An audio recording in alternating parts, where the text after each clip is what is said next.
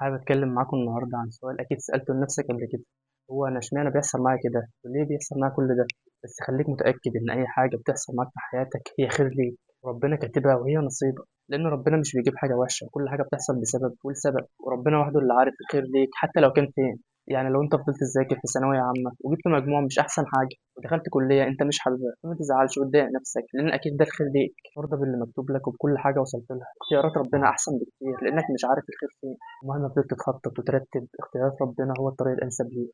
وأنا أوقات كتير بسأل نفسي السؤال ده حتى بعد ما اتخرجت ودخلت الجيش ورحت شمال سيناء. كنت متضايق في الأول وقلت اشمعنى أنا اللي رحت شمال سيناء؟ ليه أنا بالذات؟ وإيه اللي وداني هناك؟ وأنا بعمل إيه هنا؟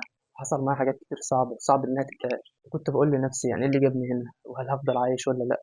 بس الحمد لله إن أنا لسه عايش وبخير. حتى لو استشهدت هناك فده شرف ليا، وبحتسب نيتي في سبيل الله. وحتى الناس فاكرة إن حياتي زي الفل لأن أنا مش بحب أشتكي لحد. بس الحاجات اللي حصلت لي صعبة في حياتي أنا عارف إن هي المفروض تحصل لأني متأكد إن ده الخير ليا. يعني كل حاجة بتحصل في حياتك لازم تاخدها درس تتعلم منه. حتى لو كنت ماشي بطريق ومتوفقتش فيه أو حصل لك عائق أو ظروف منعتك إنك تكمل، تعرف إن الطريق ده شر وربنا بعده عنك. تعلم وخد خبرة من الحاجات الوحشة اللي بتحصل لك في حياتك، عشان لو حصل معاك مواقف تانية تعرف تتصرف وتتعامل مع أي حاجة، سواء في الشغل أو مع صحابك أو حتى في العلاقات. خليك متأكد إن أي حاجة بتحصل في حياتك ليها سبب عشان تستفيد وتتعلم منها وتاخد خبرة.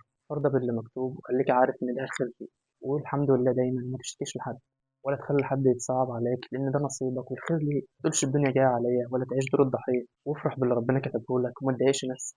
وارضى واشتغل على نفسك لأن أنت الوحيد اللي هتعرف تخرج نفسك من اللي أنت فيه، لأن كل واحد ليه مشاكله وحياته اللي مشغول بيها، ومحدش هيحس بيك غيرك أنت. اشغل بالك بنفسك بس وما تستناش حد يخرجك من اللي أنت فيه. لو استفدت من الفيديو ما تنساش تعمل لايك واشتراك في القناة.